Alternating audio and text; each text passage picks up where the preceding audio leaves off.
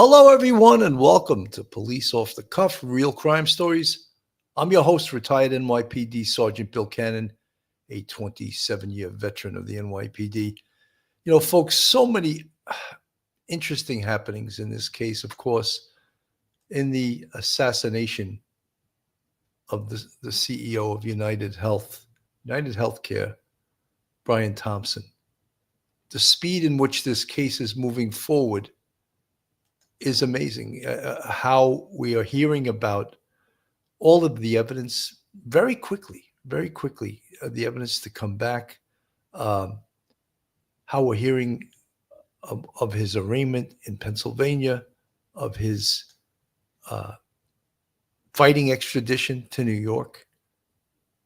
All those things are going to be remedied shortly when a judge makes an order and the governor from New York requests that he be extradited to New York State, and the governor of Pennsylvania signs it.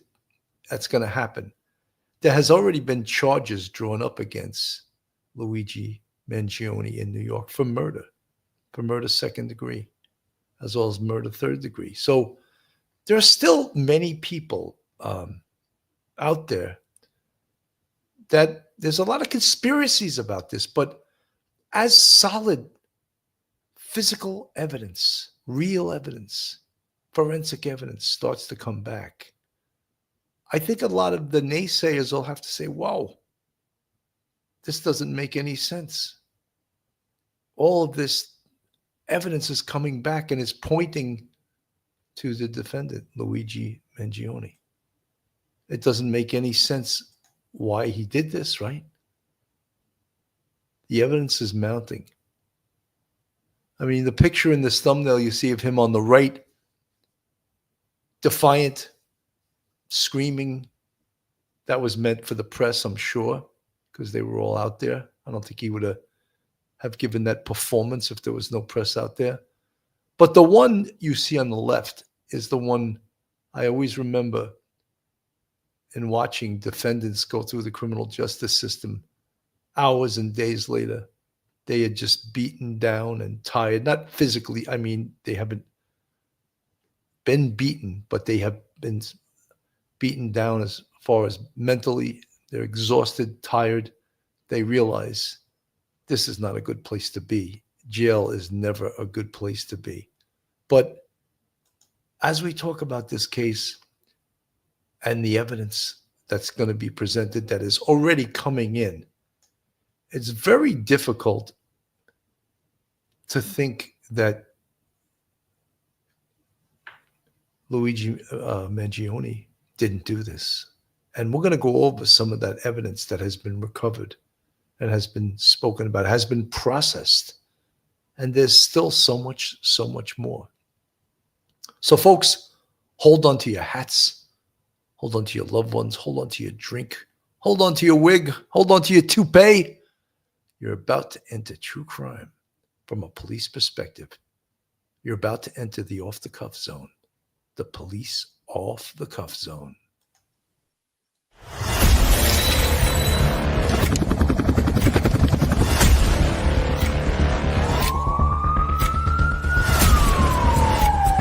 There has to be some common sense. They were the ones who called 911 to get him help, and now they're calling for change.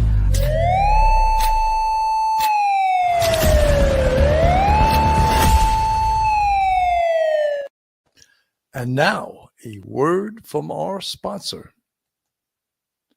BetOnline continues to be the world's most trusted betting platform and your number one source for online betting.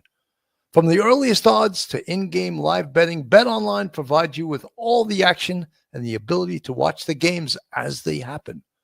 With the largest selection of odds on everything from football, the NBA and college basketball, NHL to UFC. Head to BetOnline today and don't forget to use promo code BLEAV, BELIEVE, for your welcome bonus on your first deposit.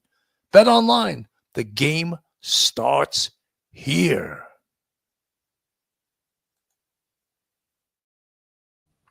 So, folks, today, the New York Times, according to the New York Times, The police say suspect's notebook described rationale for the CEO killing. This is right in today's New York Times.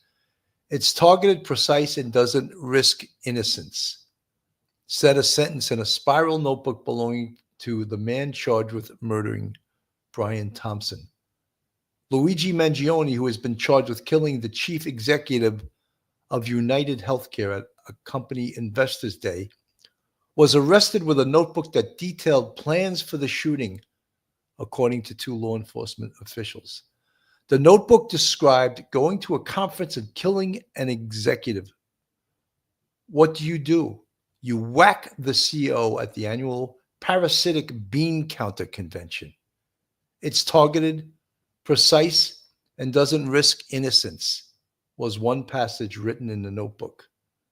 The shooting of the executive Brian Thompson occurred early December 4th as Mr. Thompson arrived at a Hilton Hotel on West 54th Street to prepare for the United Health Investors meeting. His assailant escaped on a bicycle and then disappeared. Mr. Mangione was captured Monday after a tip from an employee at a McDonald's in Altoona, PA, who was alerted by a customer who recognized him. Mr. Mangione, who faces a murder charge and has been denied bail, is fighting extradition to New York, which starts a process that could take weeks. He's contesting it, his lawyer Thomas Dickey said on Tuesday. The suspect was found with a ghost gun, a suppressor, and false identification cards, similar to those believed to have been used by the killer. In addition to the false identification cards, he was carrying identification with his real name. Police officials were able to match Mr. Mangione's fingerprints to those on a water bottle and a snack bar wrapper recovered near the crime scene. Fingerprints were also found on ballistic evidence at the scene. So when we talk about powerful evidence, evidence that connects Mr. Mangione to the scene, evidence that puts him on the scene. And we had discussed throughout this case, had they not recovered the gun in this case, had they not recovered some of the physical evidence that they recovered on Mr. Mangione's person, this would have been a very difficult case. It would have been based on all circumstantial evidence.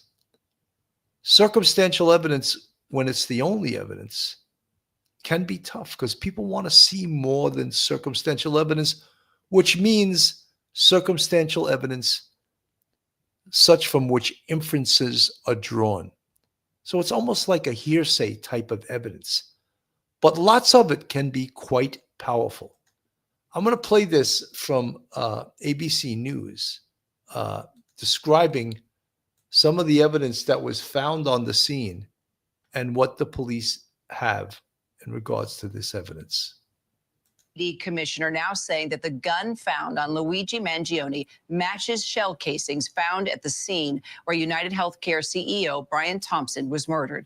The 26-year-old suspect is being held right now in a Pennsylvania jail cell, fighting extradition to New York. Investigators collecting clues for a possible motive, looking at Mangione's writings and fingerprints found on items near the shooting scene in Manhattan. Our Phil Lipoff joins us now with all the latest details. All right, what do we know about the gun, Phil? Well, we know that the NYPD was able to get it back from Pennsylvania to the crime lab here in New York. And this is a big piece of evidence, Akira. Up until now, the evidence that had been piling up, the video, the items that were found on Mangione in Pennsylvania when he was found at that McDonald's were largely circumstantial up until today. Now they have matched fingerprints on a bottle and a phone found near the crime scene to Mangione's fingerprints, and just within the last half hour or so, we got word from the New York police commissioner that the gun that was taken from Mangione when he was found in that McDonald's has been flown back here to New York and matched to the 3 shell casings that they found at the murder scene. So we mentioned that Mangione is fighting extradition to New York. What are the next steps in the legal process here? the next step will be an extradition hearing. And from speaking to legal experts, the bar in an extradition hearing is relatively low. You have to prove that this is the person you're looking for, and you have probable cause to bring him back. Now, I spoke to ABC contributor Brian Buckmeyer, and he said to me, when you have evidence like this, fingerprint evidence, and a gun matching shell casings at a crime scene, with the bar being so low, it appears he will be brought back here to New York. We don't know that yet. Next step is a hearing. All right, we'll track it. Phil, thank you so much. The NYPD. Undoubtedly, obviously, undoubtedly, he's going to be extradited to New York. The gun charge in Pennsylvania, although a felony charge, they sent the gun to New York. So they, of course, want him to be extradited to New York. That's the most serious charge, the murder of the CEO of United Healthcare, Brian Thompson. So this case, of course, is one of the biggest whodunits that I've seen in homicide cases in New York, in New York recent history that I've seen. So the evidence, of course, when they talk about the ballistic evidence, and I want to show you something on the screen. This is a picture of a spent shell. What that is a firing pin impression on the primer. That is unique to the firearm that made that impression and can be positively identified. So these shell casings, and there were 3 spent shell casings left at the scene in the shooting of Brian Thompson. So they will be compared against the firearm that the NYPD is conducting ballistics tests on. They will be firing that gun, and they will match these. The second comparison is right here. These are what's called ejector marks. They are also unique to the firearm that made these ejector marks. So they will absolutely fire this weapon and with the spent shells, compare the ejector marks and the firing pin impression to almost get the gun's fingerprint, right? And here we have a better look at the ejector mark. There's some breech face marks, firing pin impression. There's something called the firing pin drag, extractor marks, chamber marks, case bulge due to feed ramp. So all of these potential marks that are on the spent shell act as the identifier. The biggest identifier in ballistics would, of course, be the bullet itself, which would have something called lands and grooves on it. But it's not routine for pathologists to remove the bullet from a dead human body. So they may not have that available. They also may, because of course we know that he was hit twice. He was hit once in the back and he was hit once in the calf.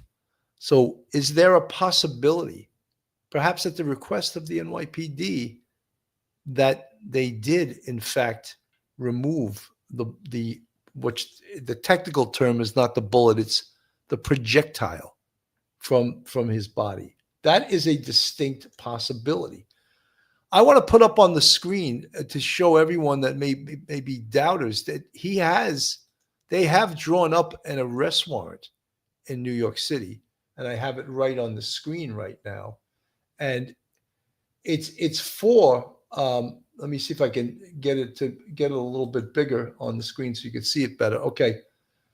And I'll read the beginning of it. Detective Yusuf Demis, shield number 01575 of the Midtown North Precinct Detective Squad, states as follows. So he's charged with murder in the second degree, criminal possession of a weapon in the second degree, criminal possession of a weapon in the second degree, another count, criminal possession of a forged instrument in the second degree, and criminal possession of a weapon in the third degree. And then it tells the whole story. And of course, to get an arrest warrant, you need something called probable cause. And in this arrest warrant, it is enumerated how they arrived at probable cause, right? And much of it was they arrived at the probable cause from surveillance footage.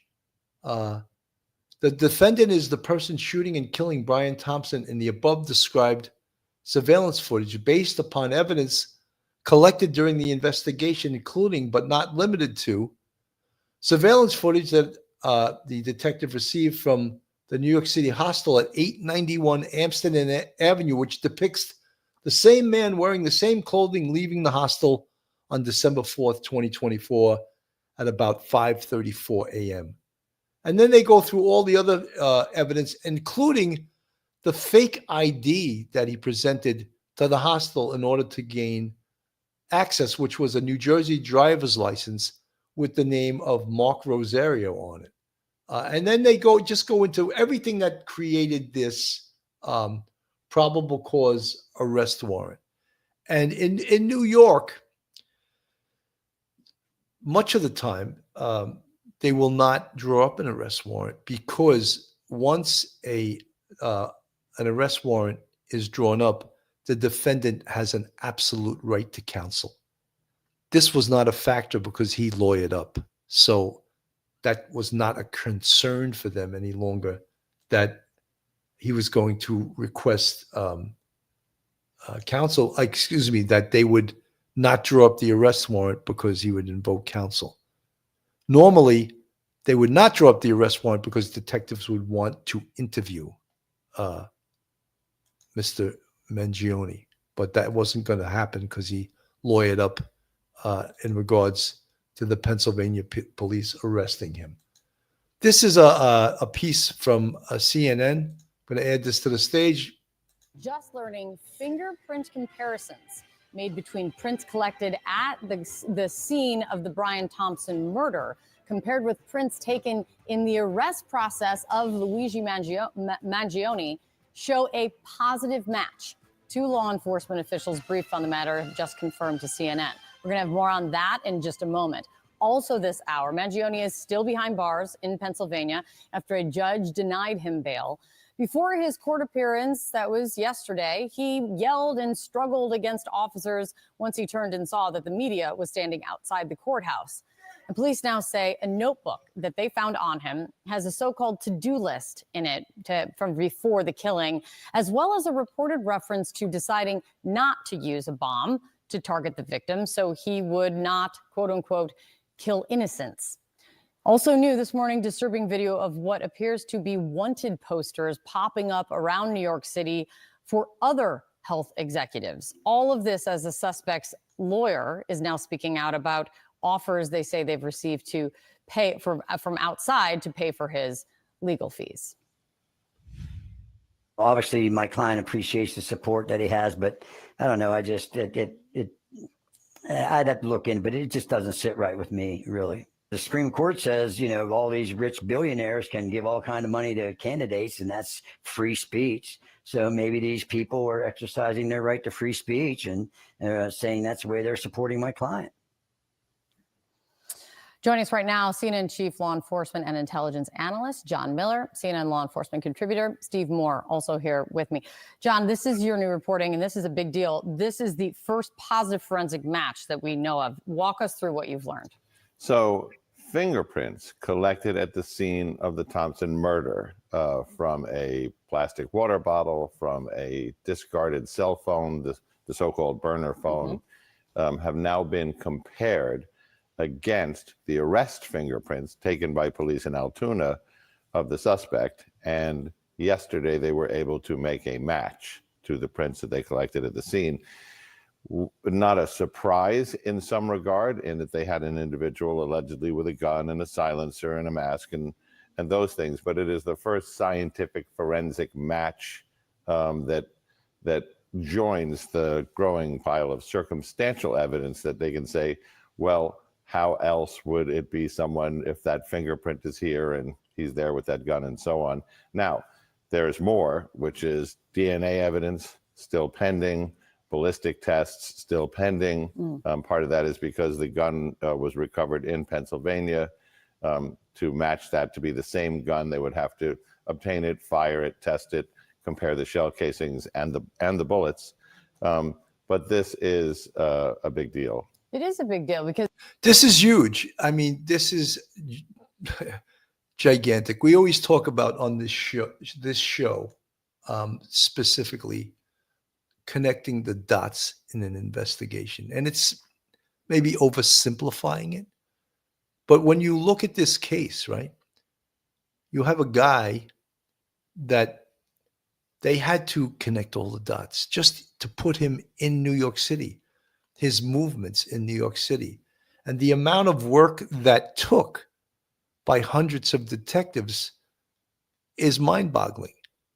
But so then they, let's connect the dots. And at 06:44 in the morning on December 4th, he comes up from behind a car as Brian Thompson walks by and he fires 3 shots at him. We know because there was 3 spent shells on the ground, right? But there was also 3 live shells on the ground because of the suppressor. He had to manually eject the shells out of the gun. So everyone thought early on in this case that the gun had jammed, but in fact it had not jammed. But as we learn, and again, one of the biggest proponents and preachers of there's a picture of him with the gun in his hand. As we learn more and more about this investigation, and I always say, if you want accurate information, you wait, because investigation takes time. And much of the information that comes out early on turns out not to be true, or was the truth at the time that they had it, but it changes over time because, as I said, and I preach it all the time, investigation takes time. And this picture up on the screen really is the money shot, if you want to talk about a money shot. This is the picture that went out nationally and internationally, which resulted in the perp, Luigi Mangione, being identified from that person, a worker, a customer, whoever actually made the spot and said that looks like the shooter that they're looking from New York. And that was the result of him talking to the clerk at the youth hostel on 104th Street and Amsterdam Avenue. Connecting the dots also. He was allowed admission into that youth hostel by showing a fake identification. The New Jersey driver's license he showed to gain access. And that is also on the arrest affidavit. That will be one of the charges, use or possession of a forged instrument. Many people are asking now, why did he not get rid of all this evidence? Well, I think you can conjecture about that maybe he wasn't done. That's what I was thinking, that perhaps he was going to target someone else. Because even targeting the man he targeted, to me, made no sense, And when we learn of Luigi Mangione's background, he's from a wealthy, wealthy family, right? A wealthy family. Had a privileged life, pretty much, Valedictorian of the Gilman School, a private high school that he attended for 4 years. And in 2016, he was the valedictorian. Then he goes to University of Pennsylvania, an Ivy League school. Computer major, right? Computer programming major. Then gets a master's degree. This is no dumb guy. This is a really, really, really smart guy. So then we're told, what was his beef, What was his beef? Why did he do this? And he has some type of beef against United Healthcare. And do you think he ever met, or does he know Brian Thompson? Or was Brian Thompson the symbol of United Healthcare? Was Brian Thompson a symbol of the largesse of this huge corporation and apparently rejects many claims by people across this country? Is that what infuriated Luigi Mangione? And what made him go off the rails that he acted upon this? What made him act upon his anger? That he was going to be the killer. He was going to kill the CEO of this evil company.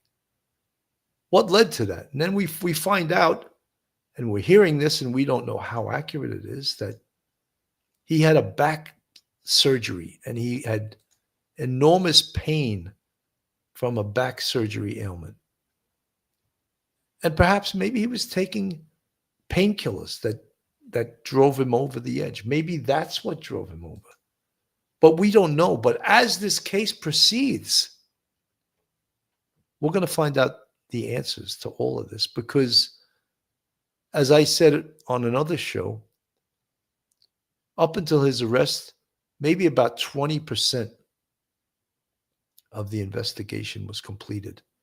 Now that he's under arrest, the rest of it, 80% more, the crossing the T's, the dotting the I's, the finding out all kinds of things. Part of criminal investigation is doing what we call spitballing or hypothesizing and theorizing, making predictions about what happened. And sometimes your theories turn out to be right.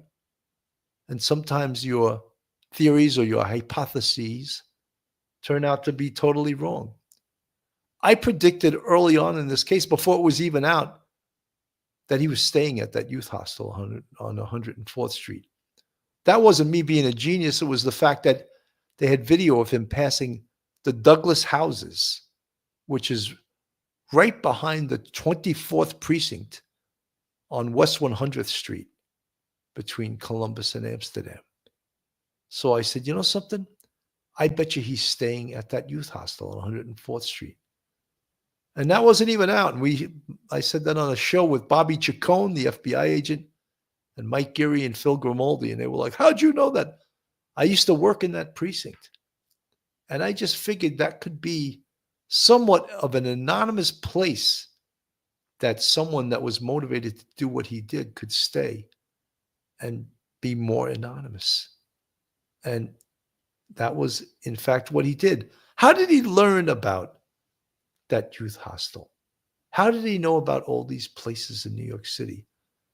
Let's not forget, this guy's a computer genius.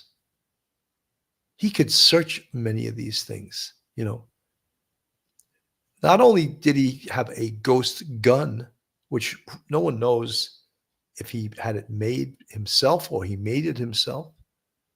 He had a ghost gun, burner phone. That burner phone is going to be a treasure trove of information. How about in the McDonald's? He was sitting there with his laptop. So the evidence is just continuing to mount against Mr. Mangione. I'm going to play this again with John Miller on CNN. Because, to this point, that could be one of the things that you could hear from the suspect's attorney saying, you don't know if this is the guy. This wasn't me. We talked about this, right? Like, you could say this isn't me, this guy with a mask and this, whatever.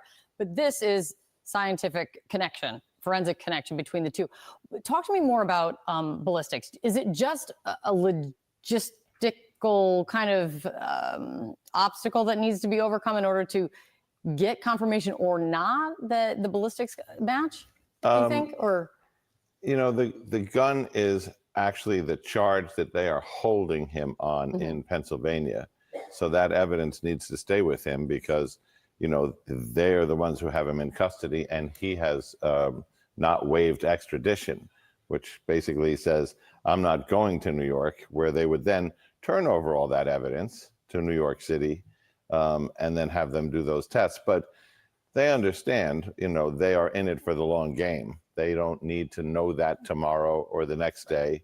And it gives them more time to do the background investigation they're still doing, which includes mundane things, but very necessary things like completing the video canvas, tightening up that map where they can show a picture of him almost through every step of his New York journey.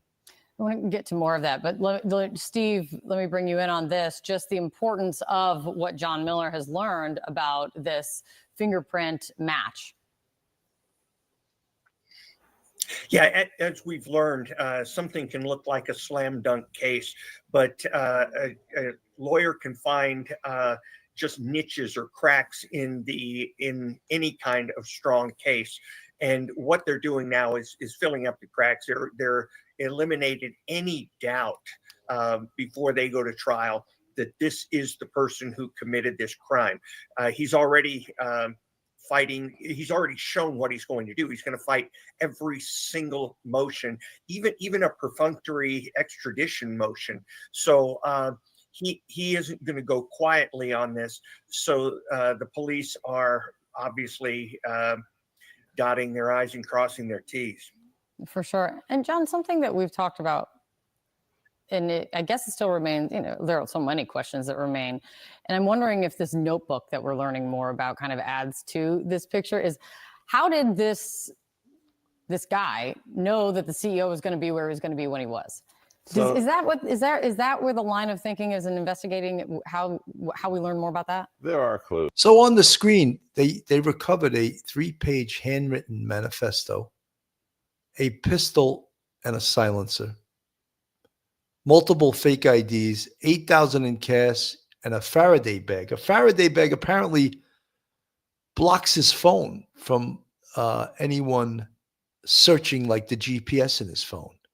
So that goes with premeditation, planning. He's planning all along here, of course, to not get caught. I mean, no one plans to get caught, but he's taking actions so that he doesn't get caught. And a Faraday bag, that's the first time I heard about that, but apparently that blocks all electronic signals to your phone when it's inside that bag. And don't forget, the phone that they found was a burner phone. But what I am so curious to know, what's inside his laptop. And no doubt his laptop is going to be encrypted. But guess what? The FBI is good at getting into encrypted computers, and so is the NYPD, but the FBI is particularly good at that. From the chat, Lizzie Herzberger. Hi, Bill. Thanks for covering this case. Since I'm in Minnesota by the Iowa border, I have close connections to the CEO. Wow, Lizzie, I didn't even know that. Welcome. Folks, this is Police Off the Cuff, real crime stories. If you like real crime, true crime from a police perspective, you're in the right place. And if you're not subscribed, just hit that subscribe button on the screen. Give us a thumbs up, ring that bell, share us with your friends and your family. If you want to contribute to us financially, we have a YouTube channel membership with, a Patreon membership with 4 different levels, and a YouTube channel membership with, count them, 5 different levels. And we appreciate all of our friends, our family, and our YouTube channel members that make this show what it is and keep this show going by supporting us. A Faraday bag. Yes, it seems like it's a new term for most of us. I really never heard of it. Eric the Viking. Phone can't be pinged in a Faraday. So there's Eric telling us. Thank you, Eric. And I believe it blocks what I said, blocks electronic signals. So it can't be pinged. So they can't. Look, all of us should know, and we all walk around with our cell phone. If you're like me and you're like others, our cell phone is like this appendage, like our arm. We can't have it. We can't go anywhere without it. But that is a walking, talking GPS device. You can be tracked wherever you go in this world when you have your cell phone on. Turn it off, they can't track you. But not many people go around town with a phone that's turned off. Teresa from the chat, Nessie Lewis, New York statute on second degree involves emotional disturbance of the perp. They charged him with murder in the second degree as well as murder in the third degree. For those wondering, first of all, New York does not have the death penalty. That was rescinded. I forget what year it was. New York used to have the death penalty. They don't any longer. But this does not fit murder first degree. I think for it to be a murder first degree, there has to be an underlying felony in the charges that makes it rise to a first degree. For example, in the commission of a robbery, in the commission of a kidnapping, in the commission of a sexual assault, you commit murder. That would raise the charges to murder in the first degree. Relevant from the chat, Faraday is used in electronic aerial warfare. Christy Dovalle. Faraday bag came up before, I can't recall where. Well, obviously, this guy, Luigi, is very knowledgeable about, again, how not to get caught. NorCal Refrigeration and HVAC. Luigi was en route to the next target. The lazy law enforcement can't figure that I smell bacon. Well, you know something, NorCal Refrigeration, they did a good job. He's caught. He's under arrest, right? So all your criticisms of law enforcement, you have to take that into consideration. He didn't get caught by accident. He got caught because the long arm of the law extended to Pennsylvania, to Altoona, Pennsylvania. And they were aware because of his picture, and they were aware because of the media, and all the people in Altoona, Pennsylvania were aware, and they saw his picture, and they repeated the New York mantra, if you see something, say something. And they did say something, and they made a call. Mary from the chat, hi, Bill, off the cuff, like your input, and you don't buy into conspiracy theories. No, you know something, Mary? I felt, and I still feel, they can't shut the door on whether he acted alone or not. I felt that he may have had help here. So he says in his manifesto to law enforcement, which, by the way, no publication, no journalistic publication has published that. So to me, law enforcement has not therefore verified that as correct, because it's come out. I could have read it, what they have posted on the internet, but I found it curious that no newspaper, no broadcast station has read from it. So perhaps no one has verified that it is in fact legitimate. So law enforcement also, of course, found this notebook where he made his intentions clear, what he was doing and who he was targeting. So early on in this case, we spoke about how if they didn't recover certain types of evidence in this case, the firearm, for example, this would have been a very, very difficult case to prove.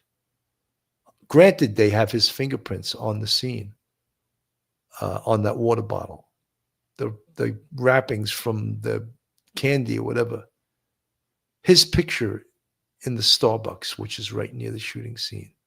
The video of him arriving in New York City on November 24th and then traveling to the Hilton Hotel and staying in that vicinity for over a half hour to do what we call in law enforcement reconnaissance, reconning the location.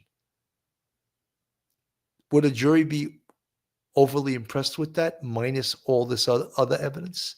Well, perhaps a clever defense attorney could poke holes at that, and maybe a jury wouldn't believe that. But now they have all of this tremendous physical evidence, science, right? The science of ballistics, right? Ballistics is the study of a projectile in motion, right? And with that comes many other factors. In this Ballistics has internal ballistics, everything that happens inside the firearm, and external ballistics, everything that happens outside the firearm, including the ejection of a spent shell, including the projectile hitting its target or not hitting its target. So these are all considerations of the science of ballistics. This is what was found, you see on the screen. I mean, you know it because you've been by there, but that New York Hilton Hotel takes up, half of a full city block. It has doors all the way down 53rd Street and all the way down 54th Street, and a front door and a rear driveway. That's like 20 entrances you would have to cover to know where is this guy going to enter the hotel. But you would also have to know, what if he is going to enter from this side, because I have learned he's staying at the hotel across the street. How would you know that? He gives us an oblique reference in the 3-page note that we've loosely called the manifesto, where he says, this wasn't that difficult. It was a combination of social engineering and computer-assisted design, an engineer term, CAD, he referred to it as. But I think what he's telling us there on the social engineering side is, this is what people do when they create an email, a spoof email or a phone call saying, I have a delivery, which, where do I bring that? Posing as somebody else.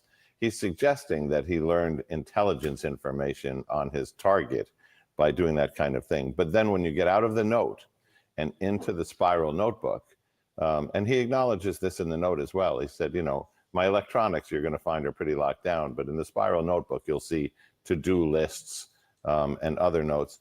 Some of those notes are theoretical notes about targeting and, what is the just way to commit such a crime. He talks about Ted Kaczynski, the Unabomber, and how if he modeled after him, a bomb in a shareholders conference could kill, innocent people. Same on the street. But he talks about, shooting being the more precise way to take on his target. In one line, he says, and what better way to take out the CEO than to shoot him at his own, quote, bean counters conference. Yep. An investor conference is exactly what you could say that is. Right. And Steve, what do you think? There's so much that is coming out. I mean, this reporting from John is most significant about. I find this all curious, and the reporters, John Miller happened to be a deputy commissioner on the NYPD. He's a fine reporter, and he was a deputy commissioner. And when he worked for the NYPD, he took a gigantic pay cut. He was probably making millions of dollars a year as a reporter, and worked as a deputy commissioner for the NYPD for years. So he has my respect for that. And but one of the things that's curious about this case also, when we look at Luigi here, Luigi Mangione, he comes from a very wealthy family. They own quite a few businesses. They own 2 country clubs. They own numerous nursing homes. So they were dealing with United Healthcare. They own a company called Lorien Health. They also own a radio station, WCBM AM. So it seems like he was targeting the very same people who his family are. His family are multi-millionaires. You think they're not making millions off their nursing homes? So what made, it's almost like he was killing something, a part of him, a part of his family. Because do you think he even knew Brian Thompson? Or was Brian Thompson just an evil representation from the healthcare industry? And was that what he was killing? Because he obviously had it out for him. And then he leaves all these hints. He leaves the evidence. He leaves his notebook. And the fact that he kept all the evidence, the gun, the suppressor, the fake IDs. He was found with $10,000 in cash on him. I think 8,000 US currency and another 2,000 in foreign currency. Was his intention to flee the country? Possibly, right? He had all that cash. When he planned this, when he traveled to New York, he used cash. And we all know why he did that. He was trying not to leave a trail of breadcrumbs behind so that he paid in cash. So with that amount of cash, 8,000 US currency, another 2,000 in foreign currency, what was he planning after this? Was he planning? Did he have anything else on his radar screen? Or was this a one-off? Was this a one-off to kill this man who he thought was this evil man? Steven Sokolowski, the only part that is 3D is the lower crib assembly, upper is Glock with raised sights and threaded barrel. This is all, you're talking about the firearm. One thing, Steven Sokolowski, whatever you could say, this gun, these ghost guns, they have no history because they're not made by a firearms manufacturer. Therefore, they do not have a serial number. However, once fired, they leave behind the same ballistic evidence that a legally manufactured firearm would. On the projectile, there would be lands and grooves on it from the inside of the barrel that would identify the projectile. On the spent shells, which we showed you, it would have the firing pin mark, right, on the primer, right there, which you see a picture of on the screen. On the spent shell on the side, you would have the ejector marks, which are all identifiable from the firearm that it came from. So it's like a fingerprint. So that's why the NYPD is already saying it matched. They already tested the gun. It was sent to New York, and their ballistics people tested this firearm. So that and the matched fingerprints on the scene of that water bottle, if you don't think that's powerful evidence, then you haven't followed true crime very long, or you don't know about how law enforcement gathers evidence and produces evidence. Even with all that evidence, it's not, no case is ever a slam dunk. This is still going to be a very difficult case to put together against him. Ariel from the chat, his family likely dealt with Brian Thompson directly and have had conversations among the family about him. Very possible. That hasn't come out, but that's very possible. Nana 1960 GB from the chat. There are so many questions that not have enough answers. Well, Nana 1960 GB, we got time, right? He's not going anywhere. And this investigation is about 1/5 completed, right? So we got 4/5 to do. So, and they're working on it. But they don't have to work on it with the intensity that they did when he was at large, right? GJ Thomas from the chat. I think it's all to do with his back. I have ankylosing spondylitis, and I can tell you that, I don't even know if I pronounced that correctly, ankylosing spondylitis, and I can tell you that the pain Luigi would have been in, it would be the equivalent of being burnt in a fire. Well, you know, I don't know, and we don't know if he was taking any painkillers for that. Could that have been what caused him to go off the rails? Angie, very disturbed, angry young man. His hate has cost him his freedom. Relvin, that explains the monopoly money, anti-capitalist. Well, that's what I find curious. And if you watched our show last night, we had Dr. Joni Johnston on, a serial killer and an offender expert.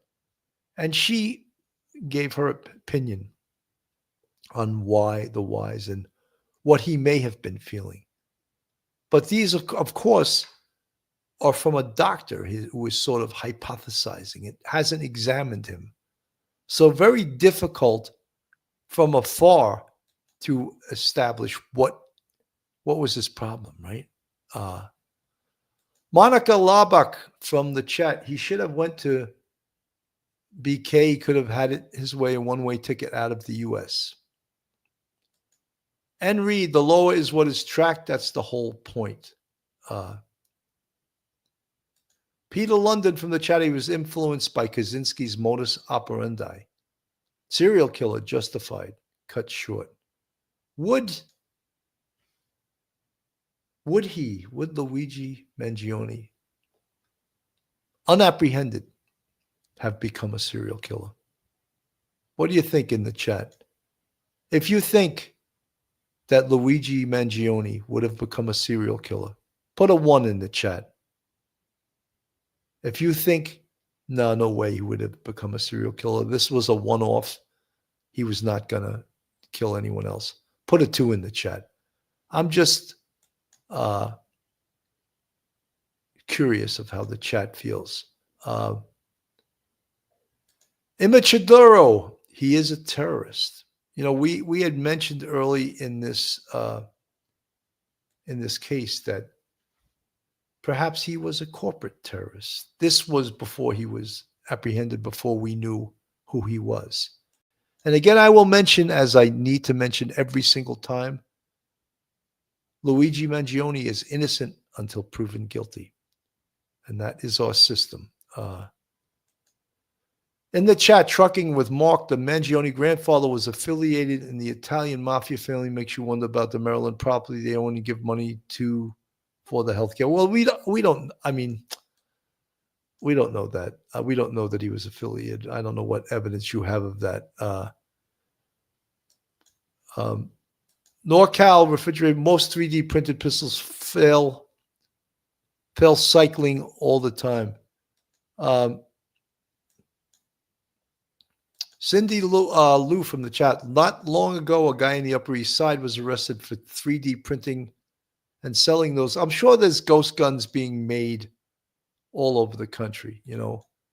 But why would someone that would possess or want a ghost gun obviously would be up to no good? Because or else then why wouldn't you it's probably just as expensive to buy a ghost gun as it is to buy a real gun. But obviously, if you're in the criminal element or intend to use the gun for bad deeds, then you, of course, would not want to buy a legit gun. You would want to buy a ghost gun. And Reed from the chat, the evidence seems overwhelming. His own writings incriminate him. You're right, but as I said, I would never call any case a slam dunk ever. Teresa from the chat, he is toast. If he had a collaborator, maybe he will come clean in that.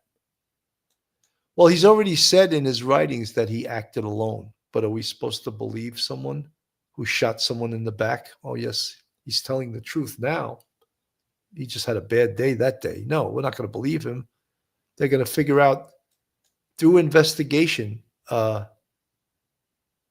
whether he did, in fact, act alone. Peter London from the chat, the hostile girl solved this case. Without the full face pick, he was on the next criminal, onto the next criminal CEO. Very possible, Peter London. I think we can't just assign credit to one person. So many people were involved in this case at the other end. The folks in Altoona, PA, inside that McDonald's, they deserve credit too, as does the rookie police officer who made the arrest. Jason Cameron from the chat, started watching you a few days ago. You do a great job. Thank you so much, Jason. There's so many, I've been doing this podcast for 5 years. There's equal amount of people who love you, and there's an equal amount that don't. Maybe not equal. I think the love is bigger than the retractors. But thank you so much for that, Steve Valley. Steve Valley became a YouTube member. Yay! Thank you, Steve. Welcome to the Police Off the Cuff family. Jog73 from the chat, his very wealthy family didn't even put out some kind of reward they thought he was missing.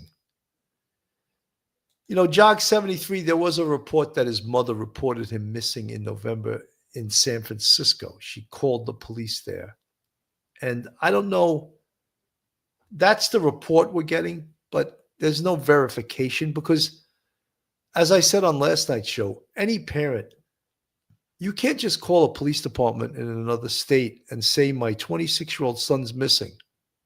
Well, what makes him missing? I just haven't seen him in 2 or 3 months. That doesn't make him missing.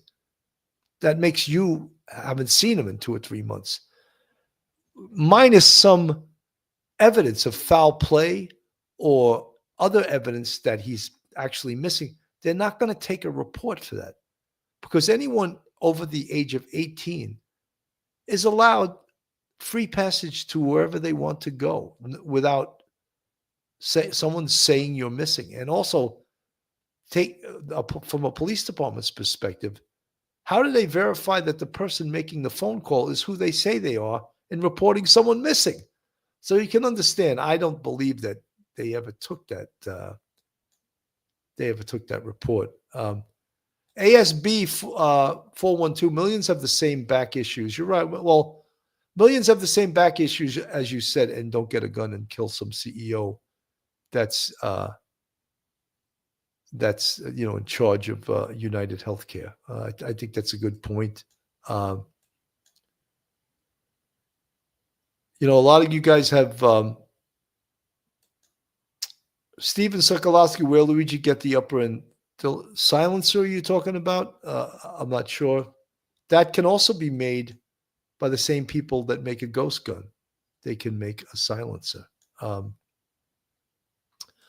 read from the chat, the monopoly money is a statement. Money is a fiction, and no amount of it can bring us health if we're unfortunate to suffer from a serious medical condition. No doubt, folks, what I see, though, when I see this case, I see this young guy that somehow, and got radicalized in some way in this mentality, and got radicalized and threw his life away. Do you think now when he's sitting in a jail cell in Pennsylvania, do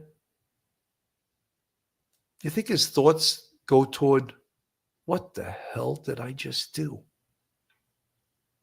I just threw my whole life away. Why did I do that? So was he perhaps radicalized in some way? Something happened, right?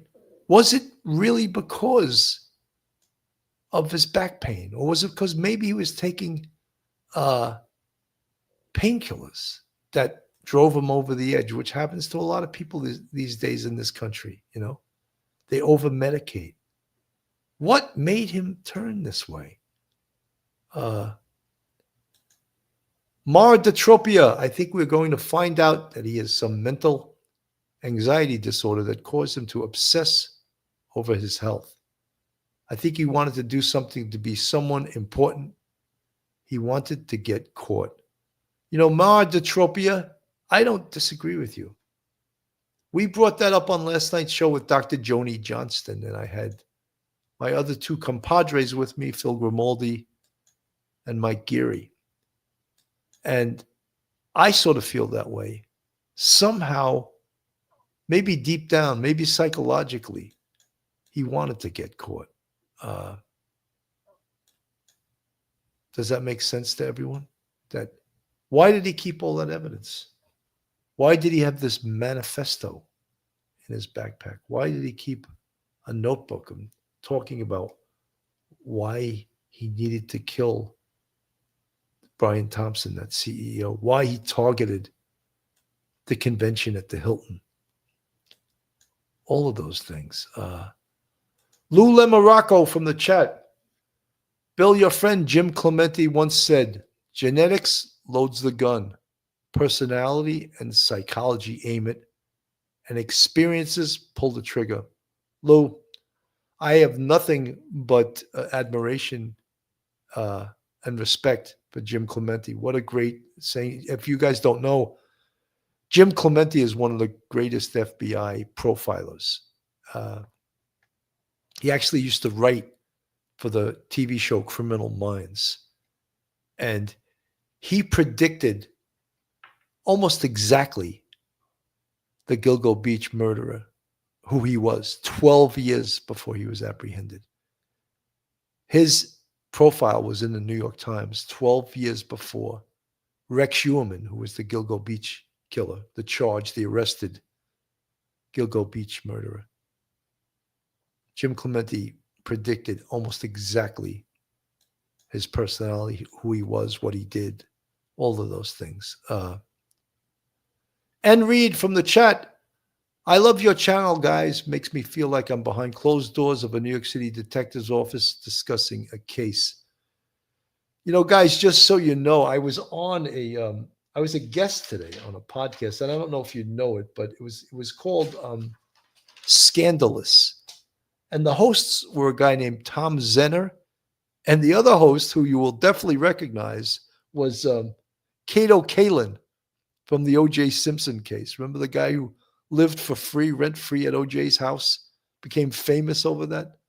So I was on their podcast called Scandalous, and they treated me very well. I was like a celebrity on their show, and as soon as it comes out, I'm going to post it on the Police Off the Cuff YouTube site, and you'll be able to watch it. But they were so interested in this case, and as everyone is, this case is a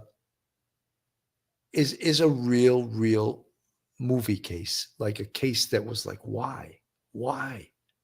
Unbelievable, right? NorCal Refrigeration and HVAC, thank you for the $4.99 super sticker. I'm 57, still working 2 jobs, back surgery survivor. I only thought about offing myself in pain. Good show, Bill. Thank you so much. Very much appreciated. You know something? There's a working man who's a fan of Police Off the Cuff. I love that.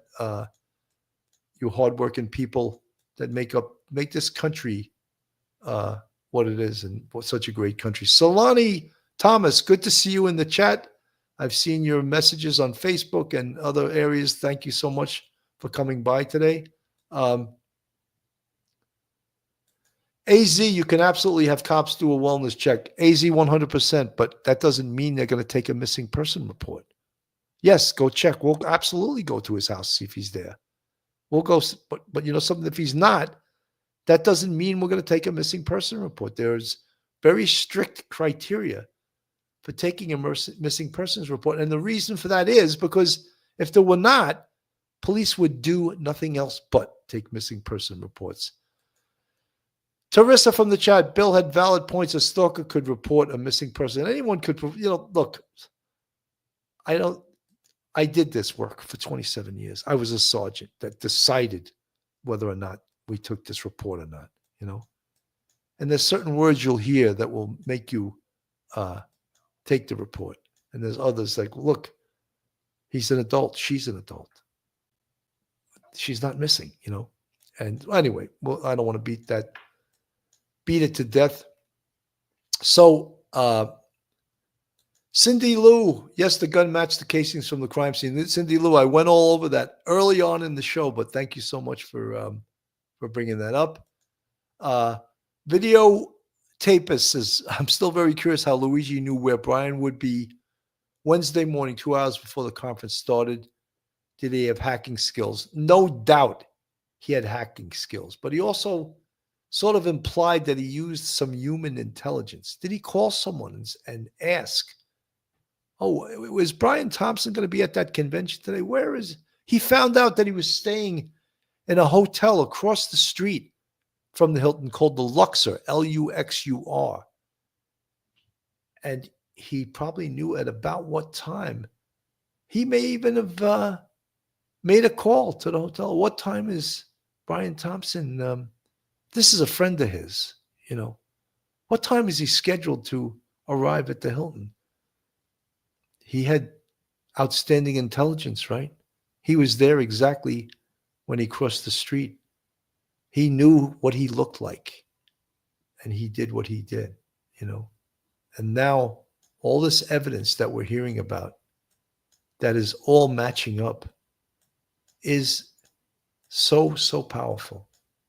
Tremendously powerful evidence.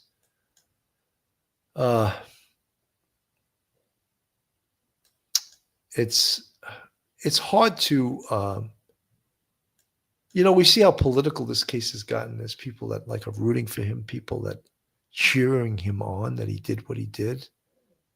And there's, of course, the people that think what he did was horrific, as I'm part of that group. And so we'll see as this case moves forward. Cindy Lou from the chat, I suspect he became angry at his parents and his pain, and laying in bed from pain, he had too much time to think, went down the dark side. Perhaps. Well, we know he went down the dark side. What caused it? That we don't know. So, folks, I want to thank everyone. I wasn't intending to come on today, but when I saw all this great new information, all this great evidence they have, this gets addicting, being a podcaster. And I said, you know something? Let me do it. I was going to only do like a 45-minute or a half-hour show, but as I said, it gets addicting and intoxicating, and I like to talk to you guys. And I want to thank everyone for coming by today, because I didn't even announce this show. I just went live. So I want to thank everyone. My name is Bill Cannon. This is Police Off the Cuff, Real Crime Stories. Thank you so much for tuning in today. Have a great rest of your day, and God bless everyone. One episode just ain't enough. Get left